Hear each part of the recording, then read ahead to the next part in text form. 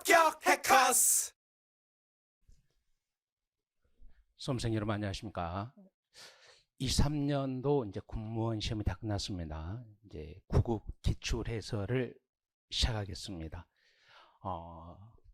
1번부터 해설을 시작하기 전에 총평에 제가 썼습니다. 여러분들 총평이나 해설지는 어디에 있느냐면 우리 해커스 학원에 오시면 그 공무원 기출 해설 강의에 총평하고 해설지가 이제 올라가 있습니다.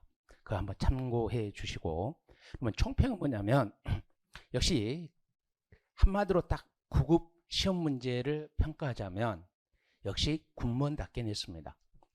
그러면 군무원답게라는 것이 어떤 의미인지 여러분들 뭐 수업을 1년 동안 저랑 같이 수업을 하신 분들은 다 알 겁니다.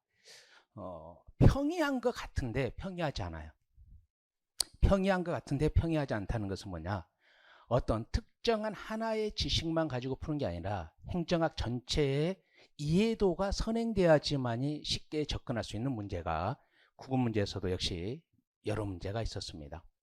그러니까 22년이죠. 작년보다는 난이도가 쉬워요. 작년에 뭐요? 우리나라 객관식 행정학 사상 역대급 난이도였기 때문에 21년도가 굉장히 질적으로 퀄리티가 높았었죠. 그 21년도 수준 그 패턴대로 출제되었다고 보면 맞겠습니다.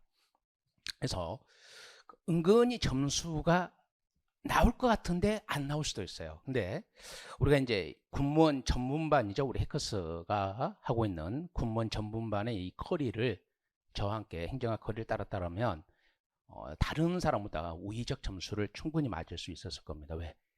우리가 작년에 설명회 할 때도 21년도의 그 어떤 패턴대로 출제될 것이다 그렇게 예상을 하고 1년 동안 그렇게 커리를 했습니다.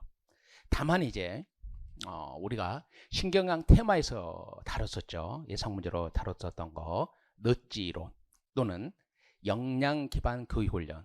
오케이. 이것은 완전히 어떻게 돼요? 우리가 배웠던 내용 그대로거든요. 특히 너찌 이론에서 답은 제가 시험에서 핵심적인 A씨 이렇게 수업 시간에 우리 교재에 있는 거죠. 거기에서 그대로 출제가 됐었죠. 네, 불행하게도 어쩌면 불행하지는 않죠. 7급에서 출제됐어요. 군무원 7급에서 출제가 됐습니다. 아마 우리 군무원 9급 군무원 시험도 심리로는 7급에서 먼저 나온 다음에 9급으로 이렇게 연결되는 어떤 패턴을 따르지 않을까. 그러면 우리가 신경학 테마에서 나온 주제들 같은 경우는 내년도 군무원 9급에서는 반드시 출제가 될 거라고 우리가 예측을 하셔야죠. 그래서 구체적으로 한번 1번부터 들어가 보도록 하겠습니다. 다음 중 비교 행정론에 대한 설명으로 가장 거리가 먼 거예요. 리그스가 대표적인 학자죠. 생태론적 접근법을 취합니다. 여기서 생태론적 접근법은 뭐예요? 개방이라는 뜻이에요. 개방. 환경과 상호작용을 한다는 개방이라는 뜻이죠. 후진국의 국가 발전에 대한 비관적 숙면론으로 기결된다. 왜 이런 말이 나오냐면 비교 행정론 보죠. 우리가 생태론이 있고 체제론이 있고 이제 비교 행정론이 있잖아요. 이 세 이론의 공통적인 특성이 뭐예요? 환경이 독립변수 역할을 한다는 거예요. 행정이 독립변수 역할을 못하죠. 환경이 독립변수 역할을 하는 거예요. 그러면 그 환경 중에서 문화죠. 그러면 후진국은 동일한 구조를 갖고 있는데 선진국과 기능이 달라요. 맞죠? 왜 그럴까요? 문화, 환경이 달라서. 근데 이게 빨리 바뀌지는 않잖아요. 그러니까 행정이 적극적이고 주도적인 독립변수 역할을 넣어서 발전을 시킨다는 그런 적극적인 행정의 적극적인 독립변수 역할을 인정하지 않기 때문에 결론은 뭐다? 후진국 국가 발전에 대한 비관적 숙명론으로 기결된다는 겁니다. 문화가 그러니까 그런다. 이렇게 되는 거죠. 행정학이 과학성보다는 기술성가요. 당연히 뭐 답은 4번이어야 되죠. 이 세 개는 뭐예요? 물론 행태론도 있죠. 행태론도 있고 이 세 개는 전부 다 기술성보다는 과학성에 초점을 둡니다. 법칙을 정립하는데 초점을 두죠. 1번의 답은 4번입니다. 2번 한번 볼게요. 다음 중 조직 구성원의 동기부여 이론에 대한 설명으로 가장 거리가 먼 겁니다. 매슬로의 5단계 욕구 이론은 욕구 계층의 고정성을 전제로 하죠. 즉 우리가 매슬로 이론 중에서 가장 큰 특징 중에 하나가 뭐예요? 매슬로는 개인차를 인정하지 않죠. 그 개인차를 인정하지 않는다는 게 이거예요. 5가지 욕구 단계, 욕구가 똑같다는 거죠. 모든 인간에게 똑같아요. 그래서 이것을 5단계 욕구 이론은 욕구 계층의 고정성을 전제로 합니다. 허스버그의 욕구 충족 이론에 의하면 위생 요인이 충족되는 경우 동기가 부여된다. 이건 말이 안 되는 거죠. 위생 불만 요인이 충족되더라 할지라도 동기부여는 되지 않고 불만이 없는 상태가 되는 거죠. 3번, 샤인의 복잡한 인간관에서는 구성원의 맞춤형 관리 전략의 필요성을 강조합니다. 맞죠? 인간은 복잡해요. 복잡하니까 인간의 그 상황별로 관리 전략을 구사해야 되죠. 맥그레의 XY 이론은 욕구와 관리 전략의 성장 측면을 강조합니다. 주로 X 이론적 관리 전략은 뭐예요? 하위 욕구에, Y 이론적 관리 전략은 뭐예요? 상위 욕구인 성장 욕구와 관련되어 있기 때문에 맥그레의 XY 이론은 욕구와 관리 전략의 성장 측면을 강조합니다. 여기까지 뭐 항상 나오던 것인가? 뭐 여러분 답을 구하는데 불편함이 없었어야 됩니다. 3번 갑시다. 왜 이 3번에 노란색으로 되어 있느냐 하는 거죠. 이중 정답의 가능성이 어느 정도는 좀 있어요. 그래서 노란색으로 해놓은 겁니다. 이제 한번 볼게요. 로이예요, 로이. 그러니까 지금 출제자는 정책의 유형과 사례를 물어본 게 아니라 로이가 제시한 유형과 사례거든요. 로이는 뭐예요? 배분 정책, 규제 정책, 재분배 정책, 구성 정책으로 구별해요. 봅시다. 규제 정책, 환경 규제, 금연 정책, 다 규제 정책 맞죠? 종합소득세, 임대주택, 노령력. 임대주택 무조건 재분배죠. 종합소득세도 뭐예요? 누진세가 적용돼요. 이게 많이 번 사람이 세율이 높아지니까. 뭐 노령연금 약간의 이론이 있지만 뭐 배분 정책이냐 재분배냐 약간의 이론이 있죠. 근데 노령연금 기본적으로 우리가 이제 재분배 정책으로 보는 거예요. 오케이. 그래서 해설을 써놨으니까 한번 보시면 되고. 다시 한번 종합소득세는 누진세가 적용되니까 재분배 정책. 임대주택이야 뭐 당연히 재분배 정책이고 노령연금은 뭐예요? 약간의 논란이 좀 있어요. 논란이 있는데 다수견에는 이제 재분배로 보기도 하고 이걸 배분 정책으로 보는 일부 견해도 있습니다. 뭐 A가 무조건 답이에요. 여기서는 일단 잘못됐잖아요. 뭐요? 구성 정책, 정부 조직 개편, 선거구 조정, 행정구역 통합 맞죠? 근데 뭐가 문제야? 이 3번이 되는 거예요. 국경일, 월드컵, 국군의 날 행사 이거 전부 다 상징 정책은 맞아요. 맞죠? 근데 로이가 불리한 거에 없어요.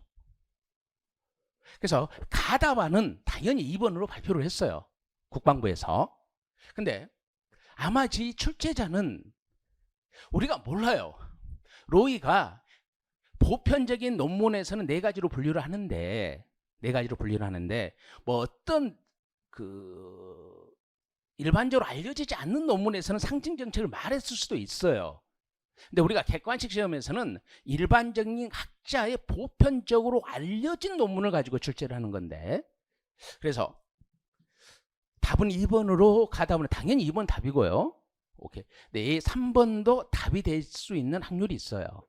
그래서 우리는 이제 최종적으로 국방부의 이제 정답 발표를 기다려 봐야죠. 그래서 2번과 3번이죠. 얘는 완전히 틀린 거고 얘는 좀 우리가 논란이 된다. 그래서 이중 정답이 될 수 있는 가능성도 어느 정도 있다. 이렇게 설명을 드립니다.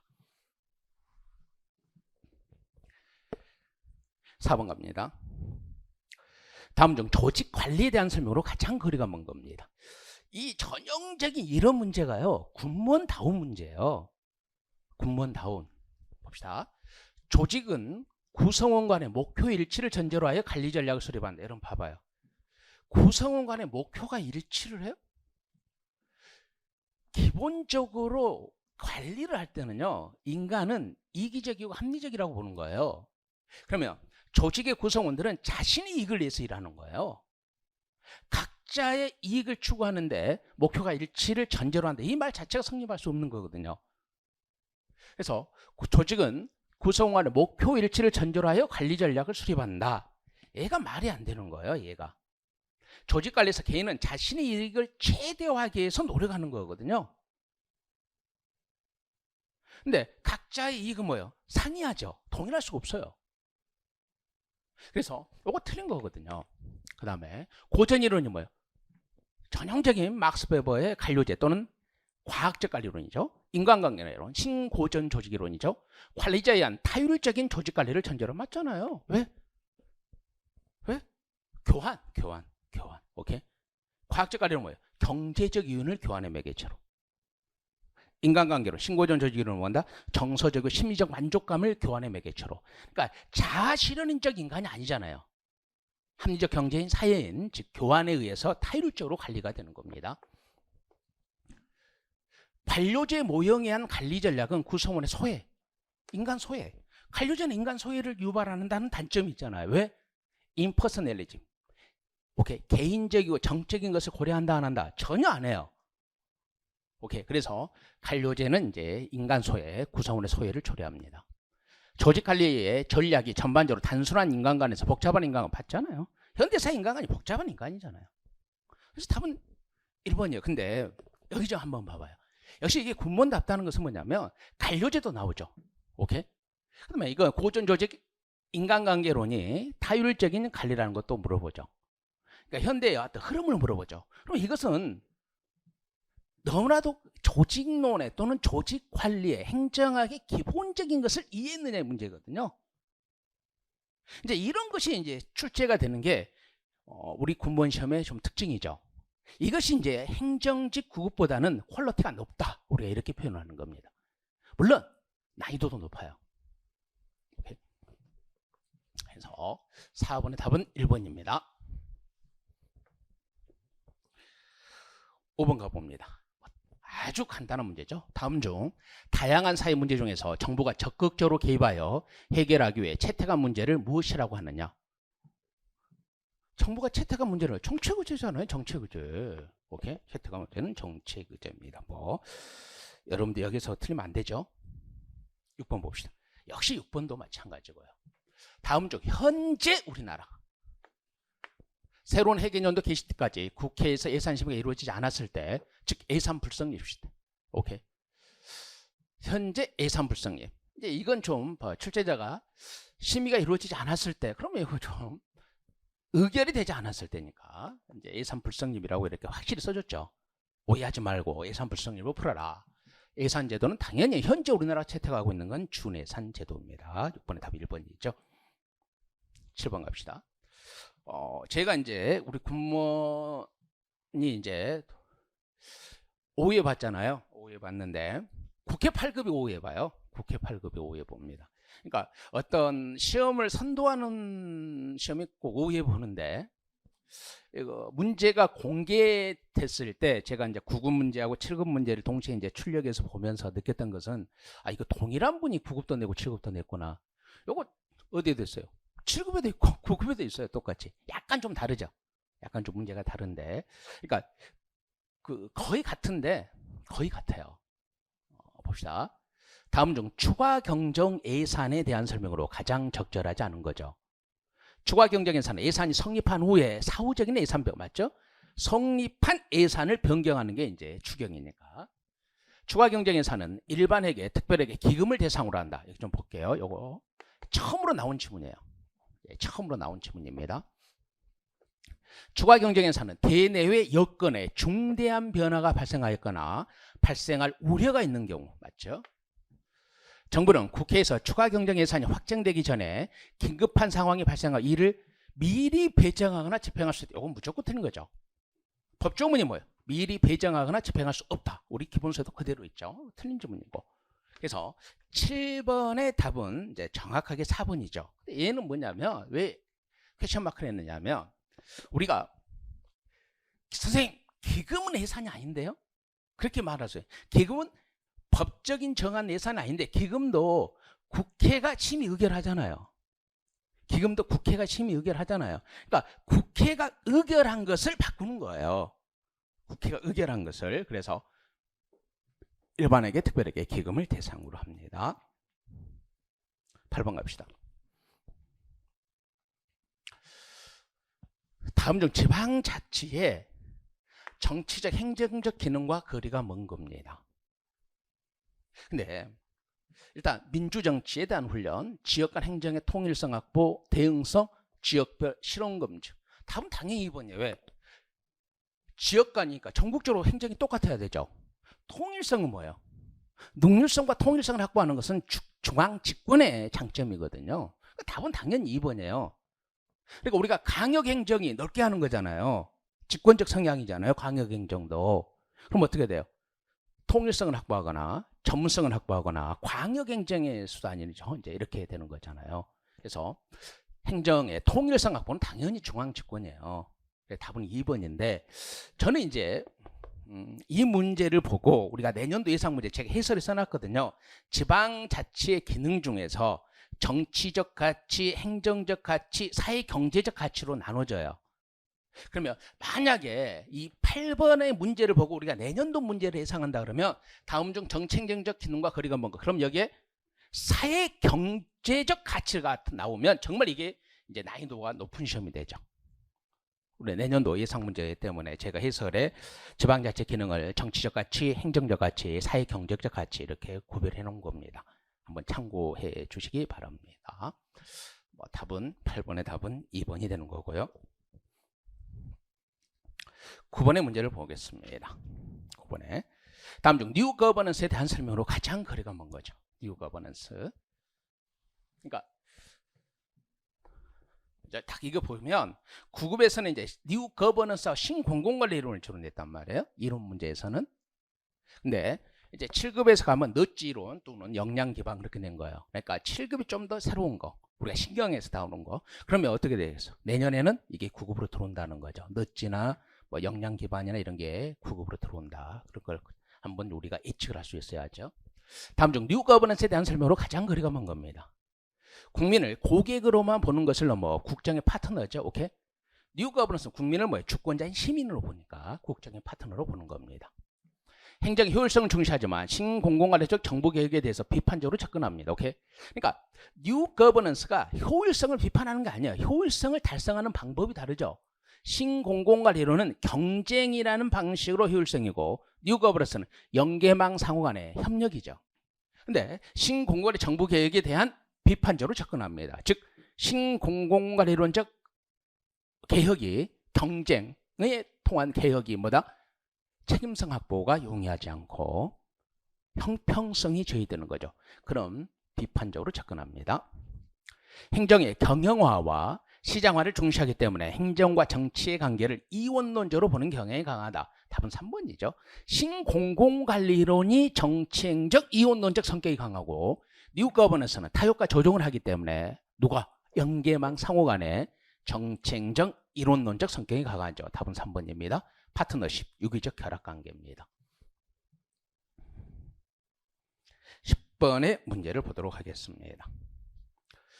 다음 중 신공공관리론의 특징에 대한 설명으로 가장 적절한 겁니다. 시장 원리의 도입으로 경쟁의 도입과 고객장 맞죠? 답 1번 쉽게 나왔죠. 급격한 행정조직 확대로 행정의 공동화가 발생하지 않는다. 봐봐요. 이게 말이 돼요? 무슨 행정조직 확대돼요? 감축관리인데 작은 정부인데. 오케이? 작은 정부. 오케이? 급격하게 정부 영역을 줄여버리니까 행정이 공동화, 즉 붕 뜬다는 것이 있어요. 행정이 과거에 했던 복지정책 같은 게 축소되니까.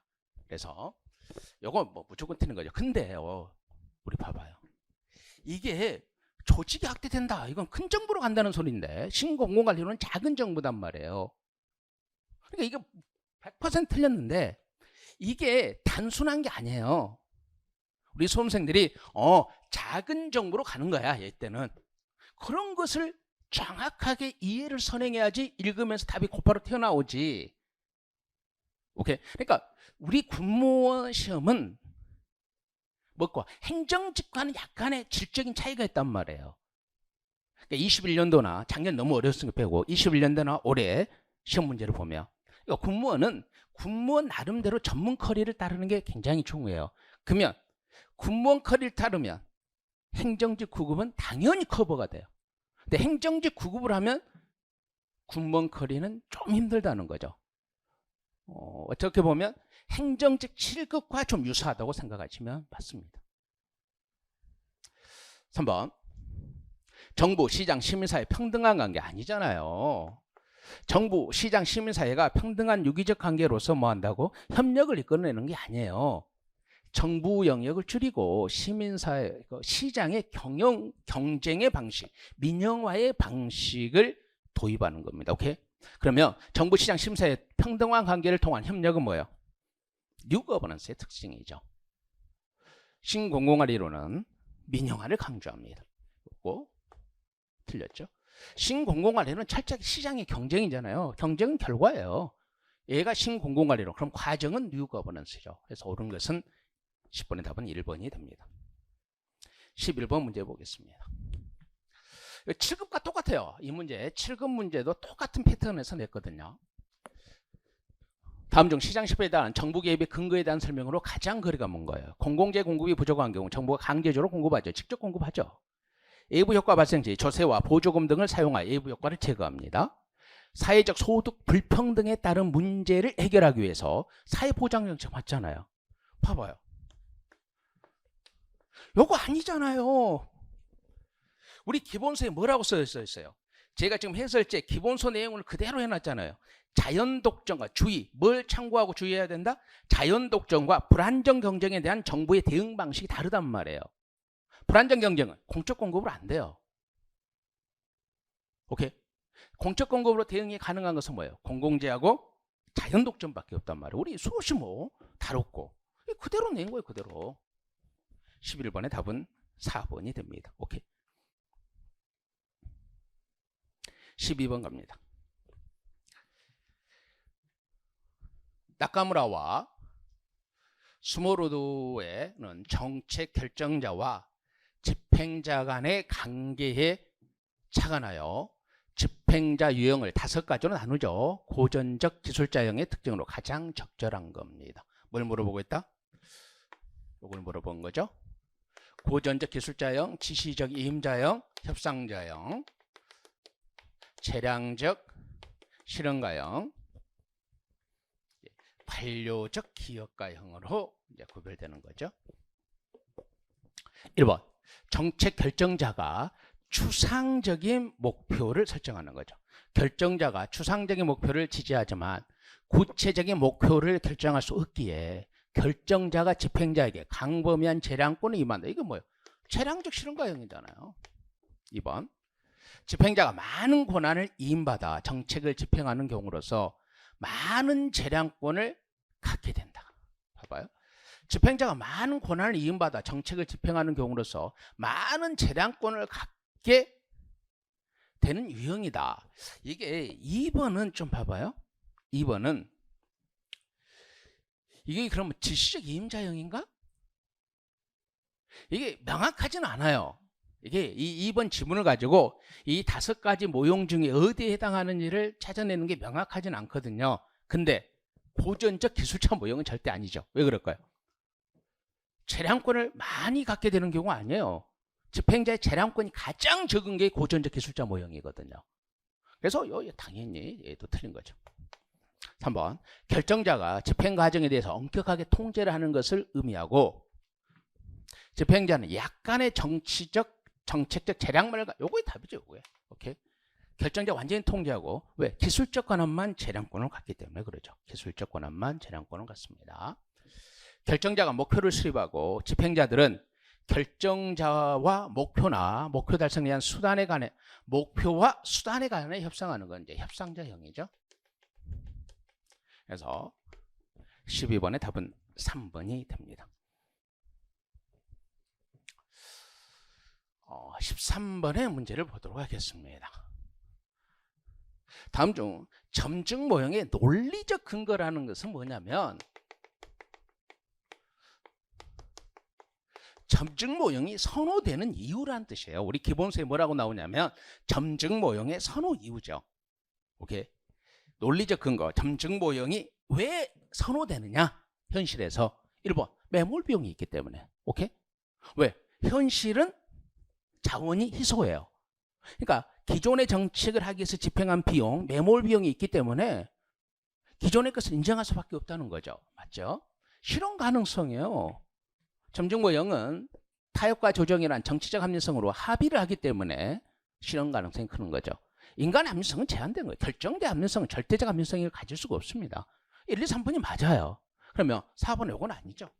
오케이? 그 정보 접근성이 절대적인 것은 뭐예요? 절대적 합리성을 전제로 하는 합리모형적 시각이죠. 오케이. 이것도 딱 읽어보면 세 가지는 점정모형의 특성인데 4번 아니구나 이렇게 전반적인 이해 또는 이게 왜 논리적 근거라는 것은 선호되는 이유예요. 선호되는 이유. 현실에서 점정모형이 선호되는 이유. 14번. 다음 중 민간 부분에 의한 공공서비스 생산의 유형과 설명으로 가장 거리가 먼 겁니다. 민간 위탁은 계약에 의한 민간의 생산자가 공공서비스를 생산하는 거 맞죠? 자, 여기 좀 봅시다. 자원봉사는 간접적인 보수로 허용되는 공공서비스, 이거 아니란 말이에요. 그러니까 우리 공무원 시험이 독특한 특성이에요. 일반적으로 지금까지 행정직 9급, 7급 불문하고 어떻게 냈어요? 현금적 지출에 대해서는 보상받고 직접적인 보수는 받지 않는다 이렇게 출제됐단 말이에요. 근데 보수는 자원봉사는 보수를 받으면 안 돼요. 그것이 앞에 어떤 수식어를 붙이든 간에 보수를 받으면 자원봉사가 아니잖아요. 오케이? 그래서 이처럼 뭔가를 정확하게 자원봉사 자체가 어떤 의미든 간에 보수를 받아서는 안 된다는 것을 아느냐를 가지고 앞에 수식을 약간 바꾼 거죠. 그 다음 면허는 일정 구역 내에서 공공서비스를 제공하는 권리를 인정하는 유형이고 맞죠? 바우처는 시민들의 공공서비스 이용권을 지급하는 형태죠. 그래서 답은 2번이 됩니다. 15번의 문제를 봅니다. 오늘날 시민사회 조직에 대한 설명으로 가장 적절하지 않은 겁니다. 좀 작년에는 이제 시민사회 조직의 어떤 어려운 심리론이 있었는데 올해는 아주 기본적인 걸 냈습니다. 비정부 조직이 생산하는 공공재나 집합재 생산 비용을 정부가 지원하는 경우 얘는 뭐예요? 협정하는 거죠. 지원해서 이걸 뭐라 그래요? 보완관계라고 그러죠. 이건 대체관계가 아니라 보완관계입니다. 그럼 뭘 대체관계라 그래요? 대신하는 거. 대신하는 것을 대체관계라고 그러죠. 정부와 비정부 조직 간의 적대적 관계보다는 서로의 존재를 인정하는 동반자적 관계 맞죠? 비영리 조직의 지닌 특성은 자발적으로 만들어진 거죠. 시민사회에서 자율성을 갖는 겁니다. 왜? 자발적으로 만들어졌기 때문에 정부의 통제를 안 받아요. 그러니까 자율성을 갖는 거죠. 이게 비배분, 공적 기능을 수행해야 되니까 이게 비배분성입니다. 맞죠? 정부가 지지나 지원의 필요성을 위해 특정한 비정부 조직 분야의 성장을 유도하여 형성된 의존적 관계는 개독에서 많이 나타나는 거죠. 15번의 답이 1번입니다. 16번.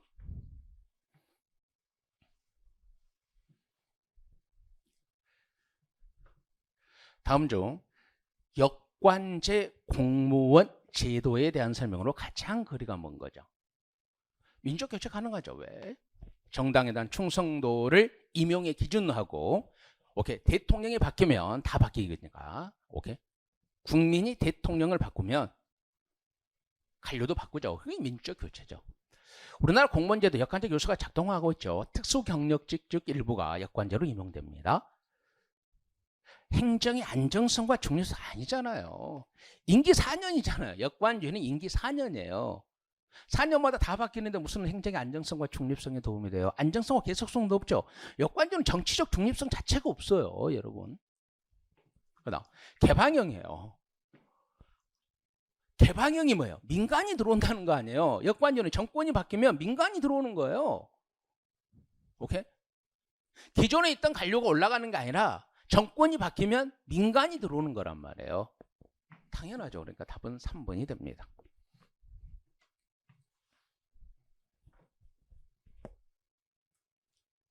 17번이죠. 얘도 간단합니다, 여러분들. 다음 중 전략적 인적 자원 관리에 대한 설명으로 가장 거리가 먼 거예요. 장기적이며 목표 성과 중심적으로 인적 자원을 관리한다. 맞죠? 조직의 전략 및 성과와 인적 자원 관리 활동과의 연계에 중점을 두죠. 인사 업무 책임자가 조직 전략에 적극적으로 관여해야 되죠. 개인의 욕구는 조직의 전략적 목표 달성을 위해서 희생해야 된다. 말이 안 되잖아요. 왜 그럴까요? Y론을 전제로 해요. 이쪽 전략적 인적 자원 관리는 자아 실현인을 전제로 하는 Y론을 전제로 하기 때문에 조직과 개인의 욕구가 조화가 돼야 되는 거죠. 그리고 이 문제는 뭐예요? 기출문제 그대로 낸 거예요, 이거. 맞죠? 17번의 답 4번입니다. 18번의 문제를 보도록 하겠습니다. 다음 중 성과주의 예산을 장점으로 가장 거리가 먼 거. 1번. 성과주의 이것이 왜 나와요? 프로그램을 이용한 거 뭐예요? PPBS잖아요. 플래닝과 버지팅을 프로그램으로 일치시키는 거. 많이 했죠? 프로그램은 얘밖에 없다고. 그래서 프로그램을 이용하여 장기적인 플래닝과 단년도 예산을 프로그램으로 일치시켜요. 이건 PPBS. 그러니까 무조건 이건 답은 1번이에요. 사업별 총액 배정을 통한 예산 집행의 실질성과 능률성 제고. 우리가 많이 했죠. 우리가 수업 시간에 예로 든 거 한번 해볼까요? 서울, 강릉 간 KTX 개통사업이 있어요. 그러면 킬로미터가 뭐예요? 업무 측정 단위.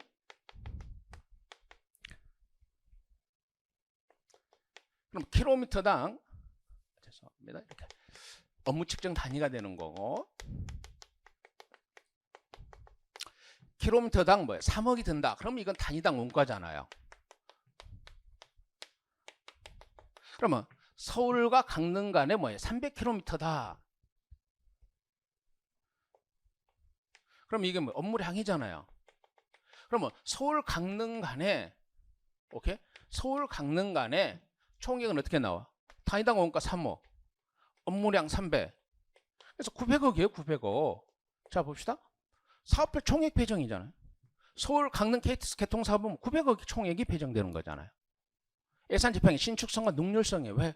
이 900억의 범위 내에서 관리의 능률성과 효율성을 달성하는 거예요. 왜? 목에 대한 통제가 없잖아요. 어떤 물건을 사람 목에 대한 통제가 없어요. 이렇게 사업별로 배정해서 관리의 능률성을 추구하고자 하는 게 성과주의 예산제도입니다. 투입 산출 간의 비교와 평가 시호 한류 맞죠? 왜? 능률성이 투입분의 산출이잖아요. 과학적 계산에 의한 효율적 자원 배분으로 여기까지 끊어볼까요? 이게 과학적인 거예요. 과학적 계산에 의한 효율적인 자원 배분으로 예산 편성과 집행의 관리. 성과주의 예산제도는 관리 지향적 예산제도입니다. 성과주의 예산제도는 관리 지향적 예산제도입니다. 그래서 18번의 답은 1번이죠. 19번.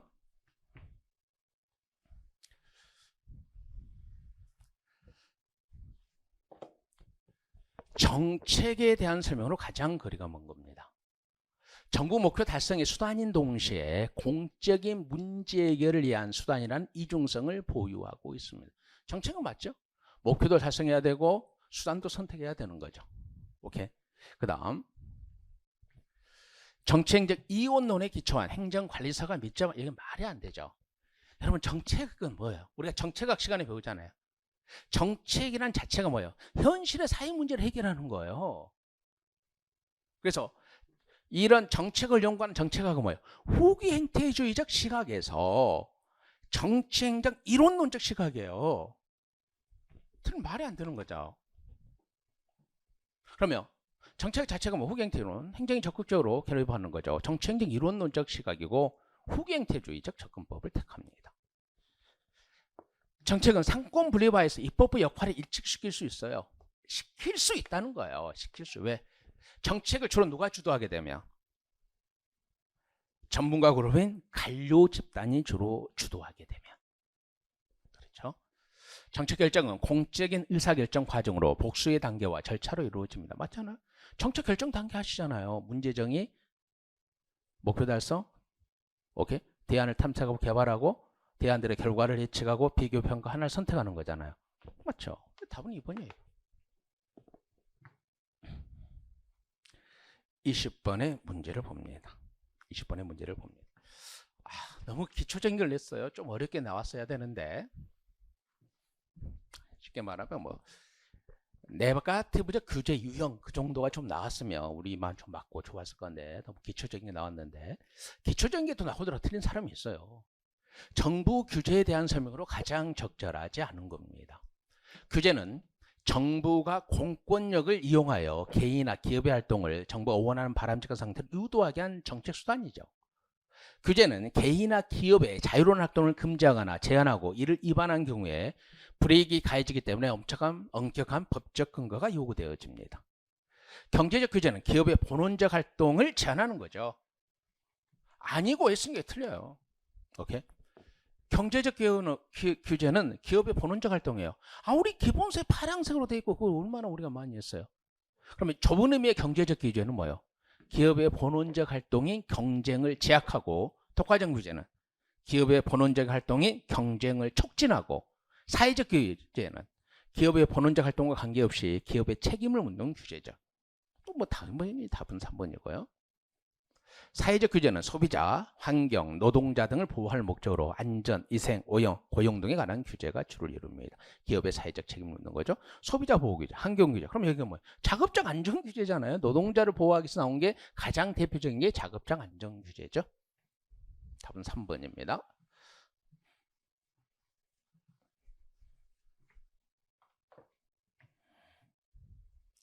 21번의 문제를 봅니다. 에드하크라시에 속하는 조직 유형에 대한 설명으로. 에드하크라시는 뭐예요? 조직의 동태와 에드하크라시를 물어보는 거지. 뭘 물어보는 거예요? 조종이 아니에요 지금. 이 문제 풀다가 수평적 조종의 기법하고 우리가 에드하크라시 조직의 동태와의 관점에서 보는 거하고 혼동 일으키면 안 됩니다. 우리가 수업 시간에 주의하시라고 말했기 때문에. 에드하크라시에 속하는 조직 유형에 대한 설명으로 가장 적절하지 않은 거죠. 타스크포스는 특수한 가업 안수를 목표로 기존의 서로 다른 부서에서 선발하여 구성한 팀으로 목적 달성 해체되는 임시 조직이죠. 에드하크라시 뜻이 임시란 뜻이에요. 임시란 뜻. 2번 프로젝트 팀은 타스크포스와 마찬가지로 한시적이고 횡적으로 연결된 조직 유형이지만 타스크포스에 비해 참여자의 전문성과 팀에 대한 소속감이 강해요. 왜 강해요? 프로젝트가 특정한 사업이잖아요. 오케이. 특정한 사업에만 딱 이렇게 결합되기 때문에 그러죠. 매트리스 조직은 기능 중심의 수직적 분화가 되어 있는 기존의 지시 라인에 횡적으로 연결된 또 하나의 지시 라인을 인정하는 이원적, 즉 매트리스 구조 뭐예요? 기능 구조에 사업 구조가 결합된 거죠. 수직적인 기능 구조에 수평적인 사업 구조가 결합된 이원적 권한 계통이죠. 4번 네트워크 조직은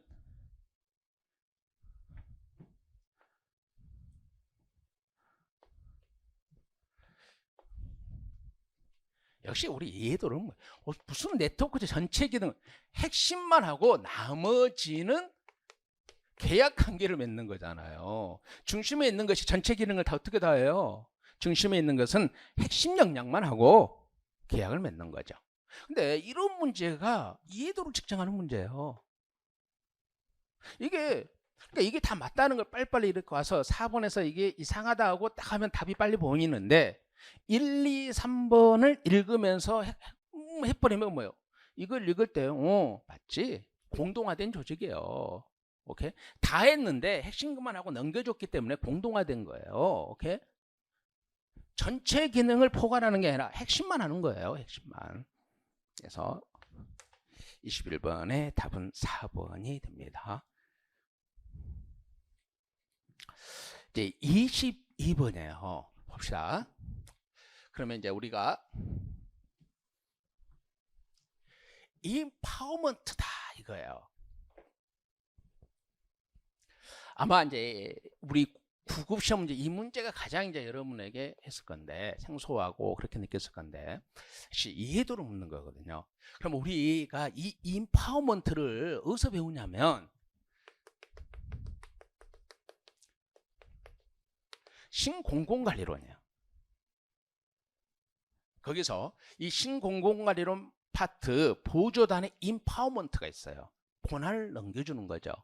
그리고 이제 우리가 여기에 또 우리 기본서를 중심으로 설명하면 이렇게 되어 있죠. 우리가 오스번과 게블러의 정부 재창조론이 있죠. 거기에 보면 서비스를 직접 제공하는 게 아니라 할 수 있도록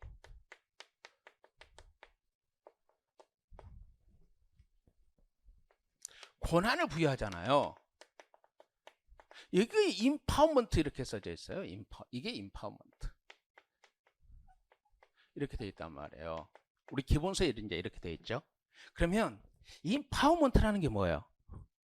할 수 있도록 권한을 넘겨주는 거예요. 그러니까 우리가 지금까지 행정학 시험 문제, 행정직에서는 이걸 뭐라고 냈었냐? 오스반과 게블러의 정부 재창조는 10가지 중에서 정부가 직접 해주냐, 할 수 있도록 권한을 부여하느냐는 거예요. 할 수 있도록 권한을 부여한다. 거기에 딱 가로쳐놨고 그게 임파워먼트고 그 파트 보조단에 임파워먼트 개념을 써놨단 말이에요. 우리 기본서 내용으로. 이걸 이제 군무원이 이제 지금까지 행정직에서 출제됐던 패턴과는 다르게 낸 거예요. 이해를 했느냐는 거예요. 봅시다. 1번. 갈등을 줄이기에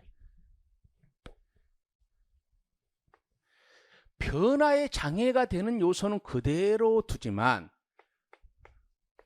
구성원들이 변화의 비전과 전략을 직접 행동으로 옮길 수 있도록 힘을 실어주고 실행에 옮기는 거다. 자, 여러분 여기에서 눈치가 빠른 사람은 빨리 해요. 우리가 변화에 적응한다는 거죠. 할 수 있도록 해야 되는 거죠. 권한을 넘겨주는 거죠. 오케이? 그럼 뭐예요? 새로운 업무를 해야 되는 거예요. 창조적이고 효율적인 업무를 수행해야 된단 말이에요. 그걸 할 수 있도록 권한을 넘겨줘요. 그러면 변화를 추구하는데 변화에 장애가 되는 요소는 그대로 둔다 이 말이 되는 거 아니잖아요. 변화는 항상 뭐 한다? 저항을 해요. 그럼 변화에 장애가 되는 요소는 그대로 둬본다는 말은 뭐예요? 변화를 안 하겠다는 뜻이잖아요. 요 파트가 틀린 거예요. 변화에 장애가 되는 요소는 그대로 두지만 요게 틀린 거예요. 오케이? 왜? 신공공관에는 정부를 재창조해야 된단 말이에요. 임파워먼트를 해야 돼요. 당연히 변화에는 뭐 한다? 저항이 있어요. 그 장애가 되는 요소는 그대로 둔다. 이건 말이 안 되는 거거든요. 2번. 구성원들이 새로운 아이디어를 내고 그것을 실험하는 등 새로운 태도와 행동을 받아들일 수 있는 여건을 만드는 게 중요해요. 그럼 한번 읽어봐요. 새로운 것을 실험하고 받아들여야 돼요. 통제 중심의 관료제 구조, 연공소열 중심의 평가 및 보상 시스템 등을 바꾸는 거 뭘로? 성과 중심으로.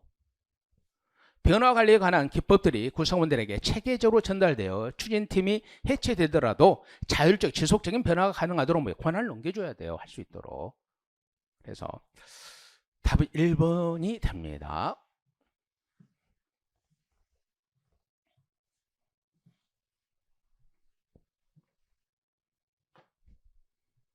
23번의 문제를 봅니다. 고위공무원단에 대한 설명으로 가장 적절하지 않은 거죠. 이것도 뭐 틀리면 안 되죠. 우리 얼마나 많이 한 거예요. 고위공무원단은 실국장급 공무원을 적재적소에 활용하고 개방과 경쟁을 확대하여 성과와 책임을 강화하고자 하는 전략적 인사 시스템입니다. 기존에 1상급이라는 신분 중심의 계급을 폐지했죠. 그래서 직무의 난이도와 책임도에 따라 했잖아요. 우리가 하잖아요. 직무 등급 가와 나로 나눈 거 아니에요. 직무 등급 가, 나. 민간과 경쟁하는 개방형 직위제도와 타부처 공무원에 경쟁하는 공모직이 맞죠? 민간도 참여하는 게 개방형직이고 공무원들만 경쟁하는 건 이제 공모직이. 4번 잘 읽어봅시다. 특히 경력에서 자격이 있는 민간인과 공무원이 지원하여 경쟁할 수 있는 여러분 경력 개방형 직위는 뭐예요? 민간인만 지원해요. 공무원은 지원 못 하잖아요. 경력 개방형 직위는 공무원은 지원 자체를 못 해요. 그럼 이거 너무나 잘 알잖아요. 오케이? 그래서 경력 개방형 직위는 민간인만 지원하지 공무원은 지원을 못 해요. 그러니까 요거 들어가면 안 된단 말이에요. 답 4번이에요. 근데 내가 이 문제를 이제 딱 보고 우리 수험생들 요거 경력 개방형이라는데 빨리 캐치를 해야 되는데 여기 경력 개방형은 민간인만 하는데 우리가 법조문 갖고 수업 시간에 다루고 그랬잖아요. 그래서 다 맞았을 것으로 판단합니다. 24번. 직업 공무원제에 대한 설명으로 가장 적절하지 않은 겁니다. 오케이. 자, 갑시다. 직업공무원 일생 동안 일할 수 있도록 신분을 보장받고 근무하는 맞죠? 영국에서는 과거 국왕의 영향력을 차단하기 위해 종신적 행정관리 맞죠? 영국은 왜 신분 보장을 해요? 영국의 직업공무원제는 왜 신분 보장해요? 종신고용을 보장하기 위해서. 그거 낸 거잖아요. 미국에서는 펜들턴법을 시작으로 실적주의 원칙이 도입됐으며 말이 안 되잖아요. 실적주의하고 직업공무원제 뭔 관련이 있어요? 그리고 미국이 무슨 계급제예요? 실적주의는 직위분리제지. 당연히 3번이고. 직업공무원제를 달성하기 위해서 제도로 신분보장과 정고 유능한 인재. 오케이?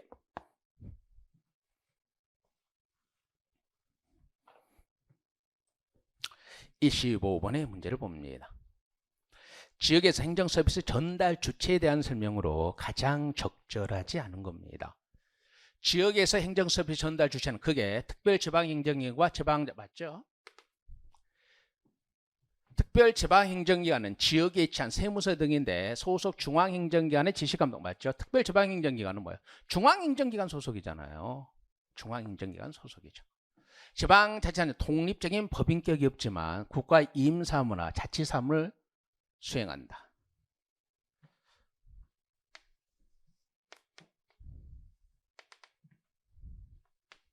지역에서 행정서비스는 주민복지 등 지역 주민의 생활공간 안에서 생활행정이자 근접행정입니다. 특별지방행정기관은 뭐예요? 법인격이 없어요. 특별지방행정기관이 법인격이 없고 지방자치단체는 당연히 법인이잖아요. 지방자치단체는 당연히 법인입니다. 뭐가 법인격이 없고? 특별지방행정기관이 법인격이 없는 거고 지방자치단체는 당연히 법인이죠. 그래서 제가 해설을 어떻게 써놨어요? 특별지방행정기관은 특정한 중앙행정기관에 소속되어 당의 관할 구역 내에서 시행되는 소속 중앙행정기관의 권한에 속하는 행정사무를 관장하는 국가의 지방행정기관입니다. 독자적인 법인격이 없어요. 그러면 지방자치단체는 당연히 독자적인 법인격이 있다는 거죠. 아니 지자체가 당연히 법인이라는 거. 그것도 공법인. 그래서 제가 이 문제 보고 이건 뭐 틀려서는 안 되는 거죠. 그래서 좀 강조를 하기 위해서 특별지방행정기관이 법인격이 없고, 오케이? 지자체는 당연히 법인격이 있고, 너무 당연하니까 안 썼어요. 그냥 내년을 대비해서 특별지방행정기관이 법인격이 없다는 거 이렇게만 써놨습니다. 됐죠? 여기까지 우리가 이제 이번에 이제 봤던 15일날 봤던 군무원 문제를 한번 구급 문제를 풀어봤습니다. 여러분들이 우리 이제 해커스 군무원 전문반이 이제 8월에 입문 강좌를 하고 9월부터 이제 좀 시작하죠. 9월부터 기본 이론반 이렇게 시작하면서 7월까지 달려왔습니다. 군무원 시험이 물론 과목 수가 행정직보다는 적기 때문에 그런 변도 있겠지만 행정학에 있어서만큼은 행정직 7급하고 거의 유사합니다. 근데 올해는 이제 군무원 7급의 신이론을 냈고 이렇게 냈는데 좀 여러분 보시면 좀 문제가 퀄리티가 있어요. 좀 전반적인 이해도를 묻고 그런 겁니다. 그래서 우리 군무원 수험생들은 그 전문 군무원 행정 전문반의 이 커리를 이수하면서 차근차근 습득해 가는 것이 좋은 점수를 만나는 방법이 될 겁니다. 7월 15일 날 시험을 보시면 많은 수험생 여러분 고생하셨고 제가 이제 총평에 써놨습니다. 진인사 대천명이라고 여러분 최선을 다했습니다. 좋은 결과 있기를 간절히 기원드립니다. 수고하셨습니다.